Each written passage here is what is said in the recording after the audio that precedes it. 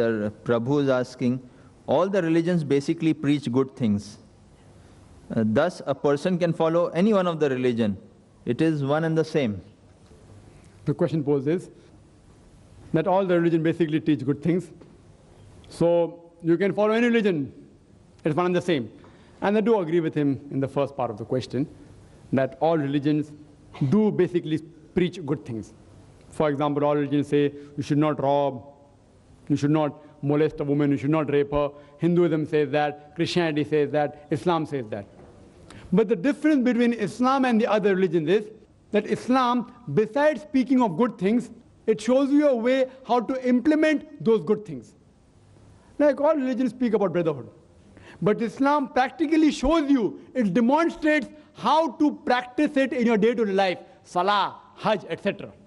So Islam, besides speaking theoretically, it shows you a way how to practice it in your life. For example, Hinduism says you should not rob, Christianity says you should not rob, Islam says you should not rob. So what's the difference between Islam and the other religions?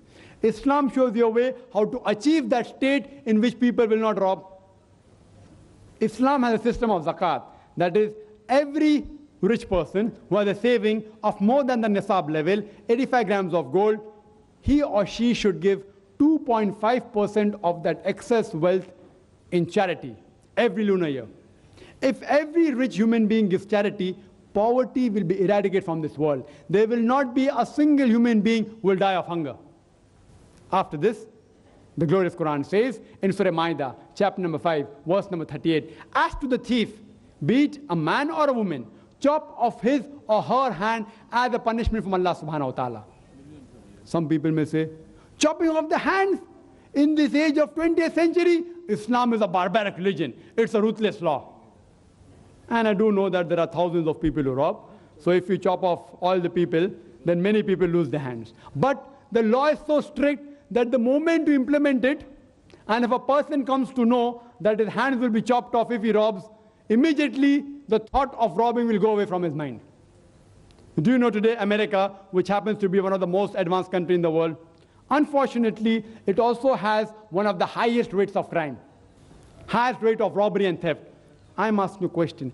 If you implement the Islamic Sharia in America, that is, every rich person gives zakat, 2.5% of his excess wealth in charity, and after that, if any man or woman robs, chop off his or her hand, I'm asking you a question. Will the rate of robbery and theft in America, will it increase?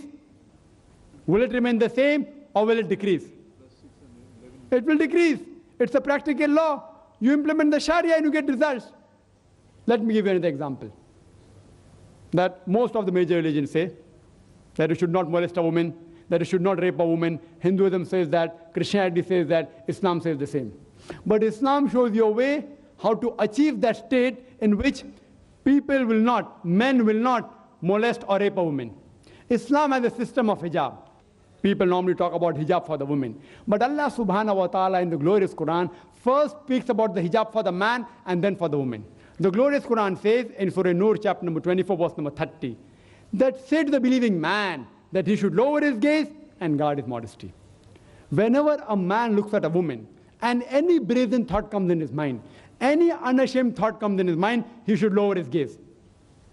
There was once a friend of mine, who was a Muslim friend, who was staring at a girl for a long time. So I told him, brother, what are you doing? It's prohibited in Islam to stare at a girl. So he told me, our beloved Prophet said that the first glance is allowed, the second is prohibited. I have not yet completed half my glance. What did the Prophet mean by saying the first glance is allowed, the second is prohibited? He didn't mean that you can look at a woman and stare continuously at her for 20 minutes without blinking. What the Prophet meant that if you look at a woman unintentionally, intentionally don't look at her again. Don't feast on her. That's what the Prophet meant.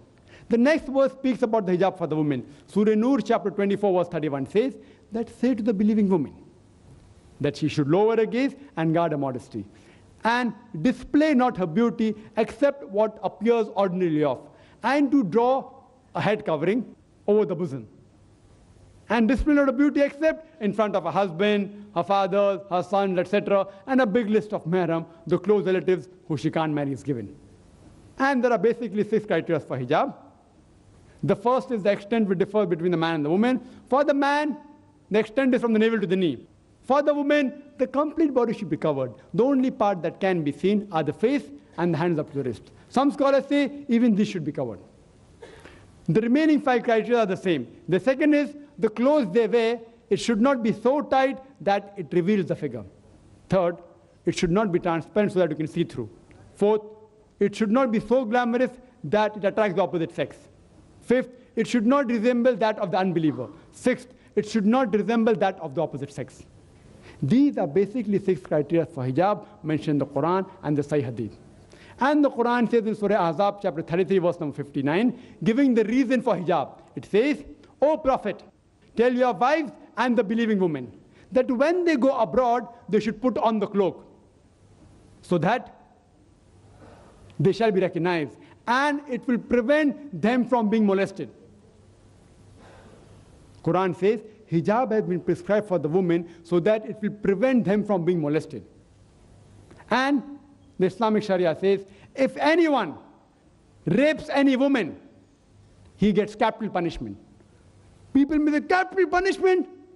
In this 20th century, Islam is a barbaric religion. It's a ruthless law. It's a barbaric religion. Do you know America, which happens to be